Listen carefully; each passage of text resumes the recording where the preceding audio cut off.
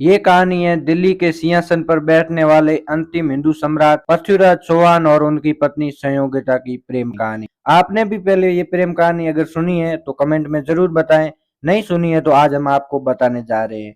आप भी हमारे चैनल पर नए हैं तो चैनल को जरूर सब्सक्राइब करें। संयोगिता पृथ्वीराज चौहान के परम शत्रु जयचंद की पुत्री थी। दिल्ली के सिंहासन पर बैठने के बाद युवा सम्राट पृथ्वीराज की ख्याति दूर दूर तक फैल गई। उधर राजकुमारी संयोगिता के भी खूब चर्चे थे।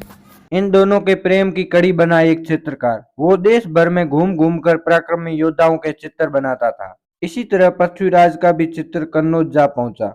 उनका चित्र देखने के बाद राजमहल की लड़कियों के बीच उनके खूब चर्चे थे। ये चर्चाएं जब राजकुमारी संयोगिता तक पहुंची तो उनका भी मन हुआ कि पृथ्वीराज का चित्र देखा जाए। और जब उन्होंने चित्र देखा तो पहली ही नजर में वो पृथ्वीराज को अपना मन हार बैठे। इसी तरह इसी चित्रकार के द्वारा ही संयोगिता का चित्र पृथ्वीराज के पास पहुंचा और उधर भी वही हाल था जो इधर संयोगिता का था। इसी बीच जयचंद ने संयोगिता का स्वयंवर रचने का फैसला किया। पृथ्वीराज को छोड़ उसने सभी राजकुमारों के पास न्योता भेजा। उधर पृथ्वीराज को नीचा दिखाने के लिए उसने उनके समान मूर्ति बनाकर उसे द्वार काल की भांति खड़ा कर दिया। संयोगिता जब अपना वर चुनने के लिए स्वयंवर में आई तो पृथ्वीराज को वहां न देखकर निराश हो गई, लेकिन तभी उसकी नजर द्वार पर पड़ी मूर्ति पर गई। सभी राजकुमारों को चाटती हुई संयोगिता पृथ्वीराज की मूर्ति के पास जाकर उसे वरमाला पहनाने के लिए पहुंच गई। जैसे ही संयोगिता ने उनकी मूर्ति के गले में वर्णमाला डालनी चाहिए, वैसे ही पृथ्वीराज चौहान वहां पहुंचे और वर्णमाला मूर्ति की जगह खुद उनके गले में पड़ गई। जयचंद ये देखकर गुस्से से लाल हो गए। वो संयोगिता को मारने के लिए तलवार लेकर आगे बढ़ा, लेकिन उससे पहले ही पृथ्वीराज उसे लेकर वहां से निकल गए। दोनों एक तो हो गए थे, लेकिन इसी वजह से जयचंद के मन में पृथ्वीराज के लिए ज्यादा द्वेष भर गया था। ये थी पृथ्वीराज चौहान और संयोगिता की प्रेम कहानी। आपको ये कहानी कैसी लगी कमेंट में जरूर बताएं। अगर आपने भी हमारे चैनल को सब्सक्राइब नहीं किया तो सब्सक्राइब जरूर करें। धन्यवाद।